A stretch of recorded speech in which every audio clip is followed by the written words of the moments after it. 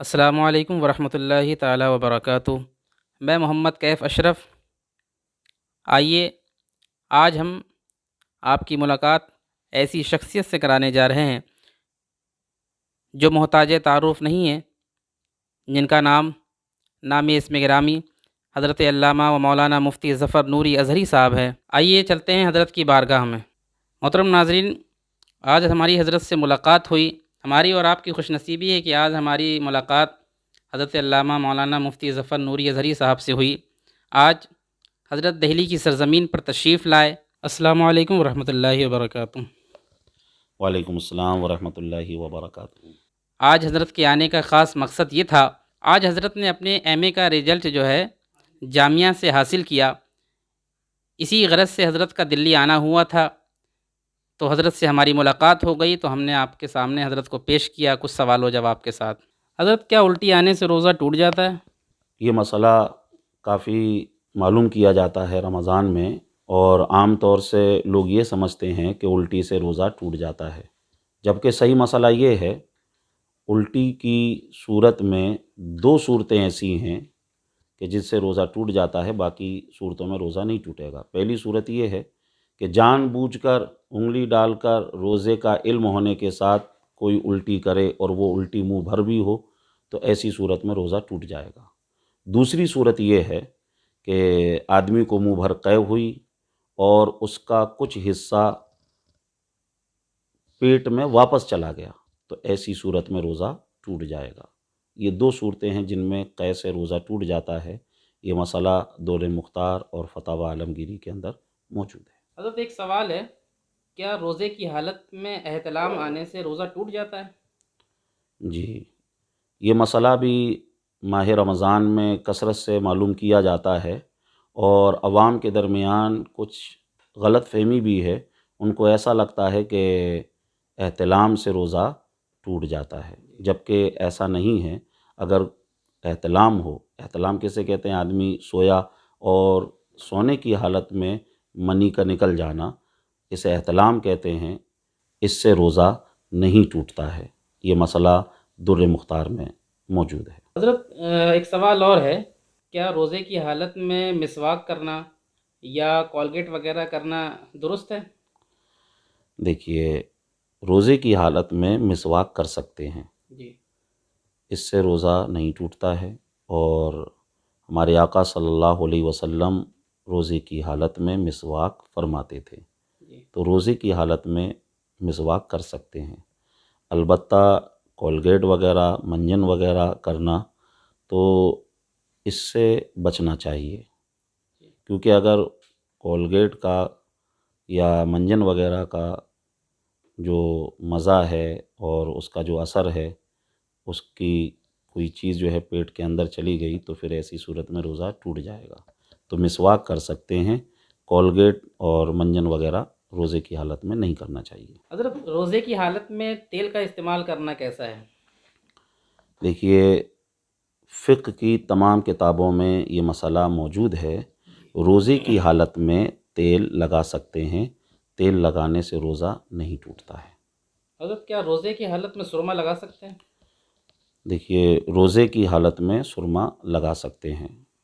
روزے کی حالت میں اگر ہم نے سرما لگایا، اس سے روزے پر فرق نہیں آتا ہے، روزہ نہیں ٹوٹتا ہے۔ یہ مسئلہ رد المختار میں موجود ہے۔ حضرت، ایک سوال ہے کہ روزے کی حالت میں کیا انجیکشن وغیرہ لگوا سکتے ہیں؟ دیکھیے، روزے کی حالت میں انجیکشن لگوا سکتے ہیں، اس سے روزہ نہیں ٹوٹتا ہے، جیسا کہ تمام فتاوی کی کتابوں میں یہ مسئلہ موجود ہے، فتاوی فیض الرسول وغیرہ میں، حالت روزہ میں انجیکشن لگانے سے روزہ نہیں ٹوٹتا ہے۔ حضرت، ایک سوال اور ہے، کیا تھوک نگل لینے سے روزہ ٹوٹ جاتا ہے؟ ہاں، یہ مسئلہ کافی اہم ہے۔ عام طور سے جو لوگ روزے سے ہوتے ہیں، انہیں دیکھا گیا ہے کہ وہ بار بار تھوکتے رہتے ہیں، جی۔ جبکہ ایسا نہیں ہے کہ تھوک نگلنے سے روزہ ٹوٹ جاتا ہو۔ ان کو ایسا لگتا ہے شاید کہ تھوک نگل لیں گے تو روزہ ٹوٹ جائے گا، اس لیے وہ بار بار تھوکتے ہیں۔ تو مسئلہ یہ ہے کہ جو منہ میں ہمارے تھوک ہے، اگر وہ تھوک اگر ہمارے پیٹ میں چلا جائے روزے کی حالت میں، تو اس سے روزہ نہیں ٹوٹتا ہے۔ البتہ اگر کوئی تھوک کو باہر نکال لے اور پھر اس کے بعد اس کو پیے تو اس سے روزہ ٹوٹ جائے گا۔ عام طور سے ویسے ایسا ہوتا نہیں ہے۔ یہ مسئلہ در مختار میں موجود ہے۔ حضرت روزے کی حالت میں خوشبو لگانا کیسا ہے؟ ہاں، عام طور سے اس میں بھی لوگ یہ سمجھتے ہیں کہ روزے کی حالت میں خوشبو نہیں لگا سکتے ہیں، جبکہ روزے کی حالت میں خوشبو لگا سکتے ہیں۔ خوشبو لگانے سے روزہ نہیں ٹوٹتا ہے اور نہ ہی کسی طریقے سے روزے پہ کوئی فرق آتا ہے۔ تو روزے کی حالت میں خوشبو لگا سکتے ہیں، اور یہ مسئلہ فقہ کی تقریباً سبھی کتابوں میں موجود ہے۔ حضرت ایک سوال ہے کہ روزے کی حالت میں اپنی بیوی سے گلے لگنا، ان کا بوسہ لینا، روزے کی حالت میں یہ جو کام ہے کیسا ہے؟ دیکھیے، روزے کی حالت میں بیوی کا اگر آدمی اس کو اپنے نفس پر کنٹرول ہے اور وہ اس طریقے سے بوسہ لینا چاہے تو لے سکتا ہے، لیکن اگر جو ہے اسے اس بات کا اندیشہ ہو کہ بوسے سے معاملہ آگے بڑھ جائے گا، اس نے گلے لگایا اور اس کے بعد جو ہے بوسہ لیا اور پھر آگے معاملہ بڑھا اور یہاں تک کہ منی کے خارج ہونے تک جو ہے بات پہنچ گئی، تو ایسی صورت میں روزہ ٹوٹ جائے گا۔ یعنی اگر روزے کی حالت میں منی خارج ہو گئی، وہ بوسہ لے رہا تھا، گلے لگا رہا تھا، تو پھر ایسی صورت میں روزہ ٹوٹ جائے گا۔ اس روزے کی قضا ہے، اس روزے کی قضا ہے۔ اور اگر کسی نے روزے کی حالت میں اس بات کے علم کے ساتھ کہ میرا روزہ ہے اور اس نے اپنی بیوی کے ساتھ جمع کر لیا، تو روزہ تو اس کا گیا ہی گیا، ساتھ ہی ساتھ اب اس پر قضا کے علاوہ کفارہ بھی لازم ہوگا کہ اسے جو ہے کفارہ بھی دینا ہوگا۔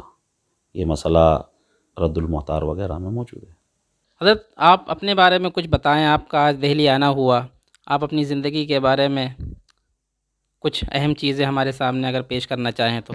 سب سے پہلے میں آپ کا اور آپ کے چینل کا شکریہ ادا کرنا چاہوں گا کہ آپ نے مجھے اپنے چینل پر بلایا اور یہاں مجھے بولنے کا موقع دیا۔ میرا نام محمد ظفر نوری اظہری ہے اور میرا تعلق شہر گوالیار مدھیہ پردیش سے ہے، اور میری جو تعلیم ہے وہ ابتدائی تعلیم دارالعلوم نوری اندور میں ہوئی، بلکہ میری تعلیم کی شروعات وہیں سے ہوئی اور میں نے بخاری شریف تک وہیں پڑھا۔ میری تعلیم جو ہے 1993 میں شروع ہوئی اور 2004 میں میری وہاں سے فضیلت کی فراغت ہے۔ اس دوران میں نے وہاں اسکولی تعلیم بھی اپنی جاری رکھی، 10واں 11واں 12واں، اور جو ہے بی اے میں نے وہاں سے کیا۔ پھر میری وہاں تعلیم مکمل ہو گئی اور میرے بی اے کا 1 ہی سال ہوا تھا، پھر میں یہاں جامعہ حضرت نظام الدین اولیاء میں نے ایڈمیشن لیا، کیونکہ مجھے جامعہ ازہر مصر جانا تھا، اور 2005 اور 6 میں یہاں رہا، اور یہاں سے میں نے تخصص فی الادب والدعوہ ایک کورس ہے یہ میں نے کیا۔ جب اندور میں تھا تو میں نے ادیب ماہر کامل، یہ علی گڑھ جامعہ اردو علی گڑھ کے جو ایگزام ہوتے ہیں وہ میں نے پاس آؤٹ کیے، اور اسی کی بیس پر میں نے 2005 ہی میں ایم اے کا فارم بھی بھر دیا تھا مولانا آزاد نیشنل یونیورسٹی حیدرآباد سے، لیکن پھر میرا جامعہ ازہر جانا ہوا، اس وجہ سے میں ایم اے نہیں کر سکا، اور 2008 میں جامعہ ازہر مصر چلا گیا۔ جامعہ ازہر میں نے کلیہ اصول الدین میں ایڈمیشن لیا اور تخصص فی الحدیث کیا، اور بعد میں وہاں ایک معہد ہے معہد الاسلامی، اس سے میں نے تخصص فی الفقہ کی بھی وہاں تعلیم حاصل کی، اور 8 سال میں جامعہ ازہر مصر میں رہا، جس میں 3 سال میں نے وہاں پڑھایا بھی عربی، اور 2016 میں واپس ہندوستان آیا، اور تب سے گوالیار میں ہی ہوں میں، اور وہاں ایک مدرسہ الحجاز کے نام سے 2004 میں ہی ہم نے شروع کر دیا تھا، وہ مدرسہ ابھی تک چل رہا ہے، اور 2006 میں ہم نے ایک ماہنامہ ہندی زبان میں الحجاز کے نام سے جاری کیا تھا، وہ ابھی تک جاری ہے، اور اس کے ذریعے گھر گھر دین کا پیغام پہنچ رہا ہے۔ 2016 میں آنے کے بعد ہم نے ایک رفاعی کام کے لیے الحجاز ایجوکیشنل سوسائٹی کے زیر اہتمام کچھ کام ہم نے شروع کیے۔ اس میں ایک ابھی ہم نے 1 سال پہلے اس کے ذریعے ایک ایمبولینس بنائی، تاکہ جو ہے مریضوں کو جو ہے مریضوں کی خدمت کی جائے، کیونکہ کرونا کال میں جس طریقے سے ہم نے دیکھا، تو اس سے ہم نے سوچا کہ جو ہے ایک ایمبولینس بنائی جائے، تو وہ ایمبولینس چل رہی ہے۔ پھر ہمارا مدرسہ تو چل ہی رہا تھا، لیکن دنیاوی تعلیم کو مد نظر رکھتے ہوئے ہم نے گزشتہ سال الحجاز اکیڈمی کے نام سے ایک انگلش میڈیم اسکول کا بھی آغاز کیا، تاکہ وہ طلباء جو اسکول میں پڑھتے ہیں ان کو بھی جو ہے دین کی تعلیم انہیں دی جائے، اس لیے ہم نے یہ اسکول شروع کیا۔ الحمدللہ اسکول اچھے طریقے سے چل رہا ہے، اور فی الحال میں دارالعلوم نوری اندور میں مدرس بھی ہوں، کیونکہ میرا جو سبجیکٹ تھا وہاں حدیث کے ساتھ ساتھ عربی زبان سے بھی بڑا لگاؤ، اور عربی میں نے وہاں پڑھائی بھی، تو ابھی میں دارالعلوم نوری اندور میں عربی پڑھانے کے لیے مقرر ہوا ہوں۔ ابھی تو چھٹیاں چل رہی ہیں، رمضان سے پہلے 1 مہینہ میں وہاں پڑھا چکا ہوں۔ ساتھ ہی ساتھ میرا جو ایم اے رہ گیا تھا، جو میں مصر جانے سے پہلے نہیں کر سکا، تو میں نے سوچا اس کو بھی کیا جائے، اور الحمدللہ میرے نے جامعہ ملیہ اسلامیہ سے ایم اے فائنل مکمل کر لیا ہے۔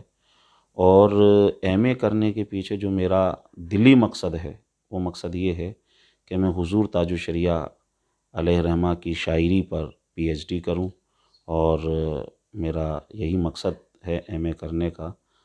اور آپ دعا کریں کہ اللہ تعالیٰ اسباب پیدا فرمائے، اور جو میرا مقصد ہے تاج الشریعہ علیہ رحمہ پر پی ایچ ڈی کرنے کا، وہ مقصد میرا پورا ہو۔ اور فی الحال جو ہے گوالیار میں جو بھی مجھ سے خدمت انجام دی جا رہی ہے دین کی، وہ میں انجام دے رہا ہوں۔ وہاں دارالافتاء ہے، دارالافتاء کی ذمہ داریاں بھی میں نبھا رہا ہوں، اور جو وقت خالی رہتا ہے اس میں دینی جلسوں میں، پروگرامات میں شرکت کر کے لوگوں تک دین کی بات پہنچانے کی کوشش کر رہا ہوں۔ ماشاء اللہ حضرت، آپ کو اللہ سلامت رکھے۔ آپ نے جو ایم اے کیا، اللہ تعالیٰ آپ کے علم میں اور اضافہ فرمائے۔ حضرت ہمارے ناظرین کے لیے آپ دعا فرما دیجیے۔ اللہم صلی علی سیدنا مولانا محمد وبارک وسلم صلاۃ و سلام علیک یا رسول اللہ صلی اللہ علیہ وسلم۔ یا اہل العالمین رحم فرما، کرم فرما، اپنے حبیب محبوب صلی اللہ علیہ وسلم کے نالے پاک کا صدقہ عطا فرما۔ مولا تبارک و تعالی جو بھی کچھ ہم نے دین کے پیغام کو اس چینل کے ذریعے لوگوں تک پہنچایا، مولا ہمیں دین کا حق پیغام زیادہ سے زیادہ لوگوں تک پہنچانے کی توفیق عطا فرما۔ ہمیں جو ہے دین کی باتوں پر عمل کرنے کی توفیق عطا فرما، اور ہمیشہ دین کا کام کرنے کی توفیق عطا فرما۔ اور جو حضرات دین کا کام خلوص کے ساتھ کر رہے ہیں، مولا ان کی خدمات کو قبول فرما۔ ان اللہ و ملائکتہ یصلون علی النبی یا ایھا الذین آمنوا صلوا علیہ وسلموا تسلیما۔ اللہم صلی علی سیدنا مولانا محمد وبارک وسلم صلاۃ و سلام علیک یا رسول اللہ صلی اللہ علیہ وسلم۔ سبحان ربک رب العزۃ عما یصفون وسلام علی المرسلین والحمد للہ رب العالمین بحق لا الہ الا اللہ۔ ماشاء اللہ، سبحان اللہ۔ محترم ناظرین، آپ نے حضرت کی زبان سے اہم مسئلوں پر اپنے علم میں اضافہ کیا۔ آئیے اسی کے ساتھ ہم آپ سے الوداع لیتے ہیں۔